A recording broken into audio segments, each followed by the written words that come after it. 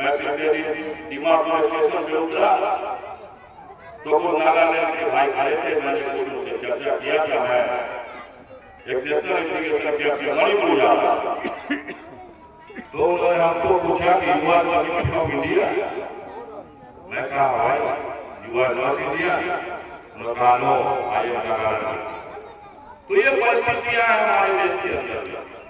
कहीं पे गोरखालैंड की मांग हो रही है, कहीं पे सिक्किम को नेपाल से जोड़ने की बात हो रही है। तो विभिन्न सारी जो समस्याएं हैं, उस समस्या की रक्षा अगर जो करेगा तो वो संविधान करेगा। और अगर संविधान को हम मानते हैं तो हमको बाबा साहब भीमराव अम्बेडकर के बताए हुए रास्ते पर चलना होगा। अगर हम बाबा साहब भीमराव के बताए हुए रास्ते पर नहीं चलते हैं और हम कहते हैं कि हम संविधान का पालन करते हैं तो दोहरी नीति कभी भी समाज के लिए लाभदायक नहीं है। तो ऐसे आज पूरे देश के अंदर में इस तरह का समारोह आयोजित है। गांव गांव में जगह जगह पे इस गांव में भी बड़ा छोटा सा लड़का विवेक दीदी फाउंडेशन की माननीय सचिव ने आज इस कार्यक्रम में आमंत्रित किया। वैसे माना तो कई बार हुआ है। मैं बेसिकली 1992-94 में जब नेहरू युवा केंद्र केनवाई के पद पर कार्यरत था तो मेरा विभूतिपुर बड़ा बड़ा होता था। कापा के अंदर, लोकसभा के अंदर, यहाँ भी कई कार्यक्रमों में आने का मौका मिला है। लेकिन बहुत दिन के बाद इस गांव में आया है। बड़ा उत्साहित लड़का है विवेक। आप सारे लोग समाज का बच्चा है। और सबसे बड़ी चीज हमको खुशी तब होती है कि आज की परिस्थिति में समाज में लोग दुर्गा पूजा, छठ पूजा, इन सब चीजों में ज्यादा चाहते हैं। नुक्कड़ नाटक को नहीं लोग करते हैं, लेकिन नाच कराने के लिए व्याकुल है। वैसे परिस्थिति में अगर कोई शिक्षित युवा के मन में ये ख्याल आया कि हम बाबा साहब भीमराव अम्बेडकर की जयंती अच्छे तरीकों से मनाएंगे तो वास्तव में हम उस युवा साथी को का अभिनंदन करते हैं, उस युवा साथी का स्वागत करते हैं। और आप आग्रह करते हैं कि वैसे कोई भी हमारा नौजवान जो जाति धर्म संप्रदाय से दूर करके जातिगत व्यवस्था के खिलाफ लड़ने के लिए संघर्ष करता है तो उसको आप सबलता प्रदान कीजिए। यही हमारी विरासत बनेगी, यही हमारे समाज का कल्याण करेगा। हमारा जो संविधान है हम उस पर जाना चाहेंगे कि हमारे संविधान में 365 धाराएं हैं, 511 अनुच्छेद है। पैसे से अधिवक्ता भी हूँ, इसलिए संविधान का बड़ा गहरा पूरे विश्व के अंदर में इकलौता एक ऐसा संविधान है, भारत का संविधान, जिस संविधान का टक्कर विश्व में किसी दूसरे देश का संविधान नहीं कर सकता। इसमें जितनी भी अनुच्छेद हैं, जितने भी धाराएं हैं, वो सारे अनुच्छेद और धाराएं विश्व के कई देशों से लिया गया है। कुछ हमारी धाराएं अफ्रीका से ली गई है, कुछ रूस से ली गई है, कुछ चाइना से ली गई है। तो पूरे विश्व का एक निचोड़ है ये। और ये संविधान हमको स्वतंत्रता संपन्नता का अधिकार देता है, हमको जीने का अधिकार प्रदान करता है। और संविधान की आधार स्तंभ है जिस स्तंभ से हमारा देश चलता है। ये दूसरे नहीं है, तो हमको संविधान की रक्षा भी करनी है। और इस संविधान के साथ साथ हमको जो मास्टर साहब ने जिसको उद्धृत किया कि किस तरह से छुआछूत की भावना हमारे अंदर में थी। मैं आपको बताऊं कि मैं 2013 में मधुबनी गया था। वहां बिहार शिक्षा परियोजना का एक स्कूल हमारे ऑर्गेनाइजेशन को मिला था, 20 लाख का प्रोजेक्ट था। और उसमें 100 लड़कियों को निःशुल्क शिक्षा देकर के, आवासीय शिक्षा देकर के उनको 5वें के लायक बनाया। तो मैंने वहां पर परास में जाकर के स्कूल खोला था। और एक दिन मैं जब छत पर खड़ा था तो मैंने देखा कि 2 कास्ट की 10-20 लड़कियां शुगर चला रही हैं। और आप जान लीजिए कि मेरी 2-3 दिन उस पर नजर गई। तो मैंने उनको बुलाया, उनके गार्जियन को कहा कि भाई ये बच्ची जो शुगर चला रही है, इसको अगर अध्ययन से जोड़ा जाए तो क्या बुरा है। पहले तो वो बड़ा दिखाए, लेकिन फिर वो तैयार हुए। तो 11 बच्ची का मैंने नामांकन वहाँ अपने विद्यालय में कराया था। बिहार शिक्षा परियोजना का प्रोजेक्ट था वो, अभी भी सा चल रहा होगा, अभी शिक्षा समिति से चला रहा है।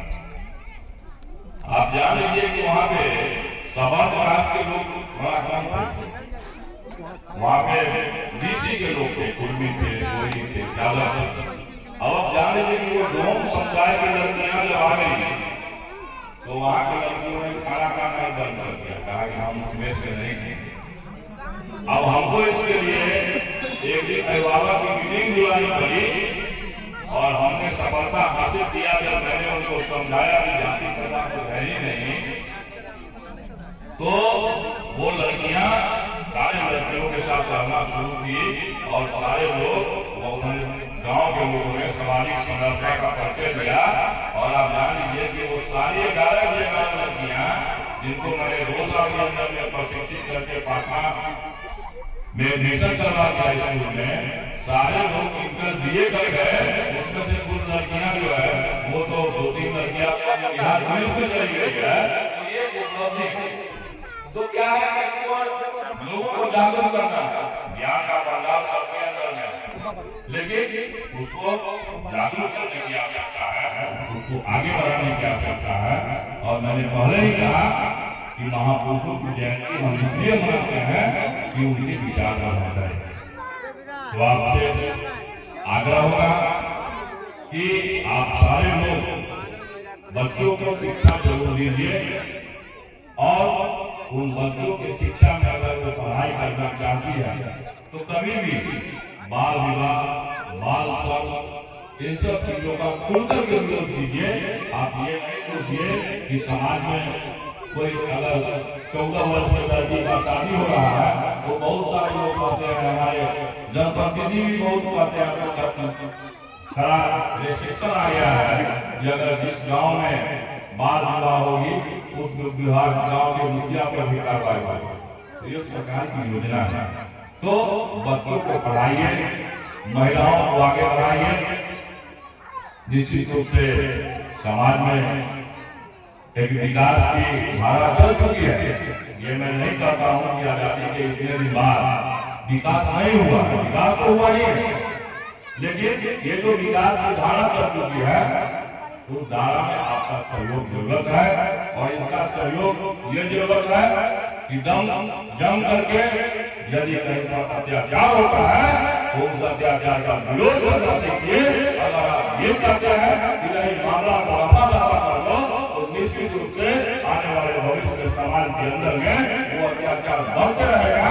और जिस तरह से मंत्री साहब बता रहे थे कि पानी पीने की मामला को लेकर के लड़का और बच्चा शर्मिंदा होता होगा, उस तरह से कहीं न कहीं से फिर होती रहेगा।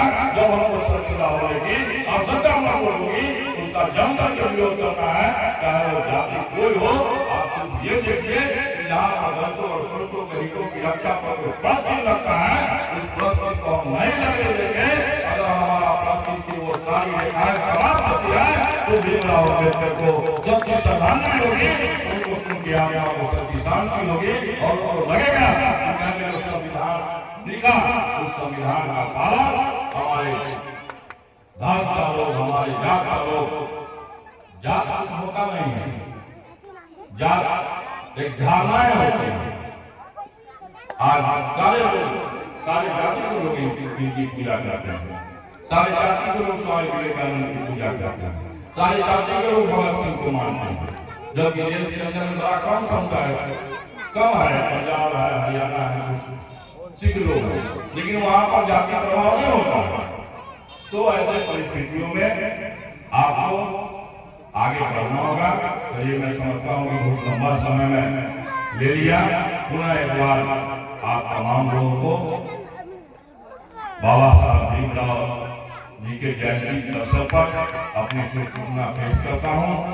विवेक को आशीर्वाद देता हूँ और ये विश्वास दिलाता हूँ कि एनजीओ संघ बिहार के सचिव होने के नाते आपका जो ये संगठन बना है, डॉक्टर बाबा भीमराव अम्बेडकर शिक्षा सेवा समिति, मैं पहली बार आपके पास में आया हूँ। आपके संगठन को बिहार सरकार से निबंधन से लेकर के आगे की जितनी प्रक्रिया होगी, उस प्रक्रिया में आपको हम तन मन धन से सहयोग करेंगे। इसी जन शब्दों के साथ कि मिलो हो फासले, हारो मत हौसले, कुछ कर गुजरने के लिए मौसम नहीं मन चाहिए। बहुत बहुत धन्यवाद। आपने बड़ा गौर से मेरी बातों को सुना है, इसलिए आप तमाम जो यहाँ मानव की जनता है उनको प्रणाम करता हूँ, उनका अभिनंदन करता हूँ। जय हिंद, जय भारत, जय